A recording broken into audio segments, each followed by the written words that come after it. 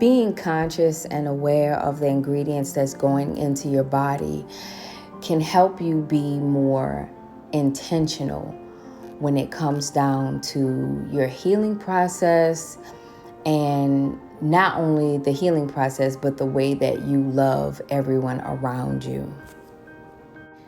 You know, we're using a lot of good ingredients, but one of the most powerful things that's going into this meal that we cannot measure, that cannot fit into a cup or a bowl, it's intentions.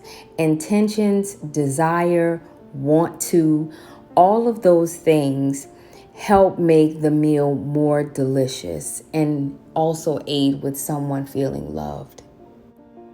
Even if you're making this meal for yourself, just a meal prep, you know, that extra self-care that you're putting into your routine, you know, putting you first, putting your body first, putting your health first, you know, that's a big thing throughout the healing process as well.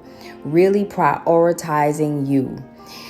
You see how I'm taking time with the veggies, the onions, the garlic, and I'm going to saute it. And the heat is going to bring that sticky caramelization out, which is another layer and depth of flavor.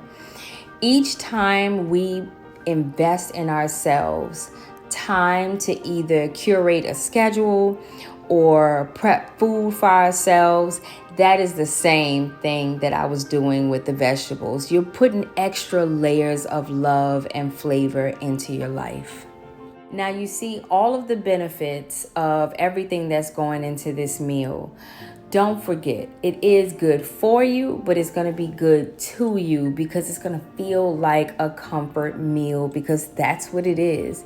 The richness of the coconut curry, the mild, light fluffiness of the basmati rice, it's the perfect combination for getting better and having comfort at the same time.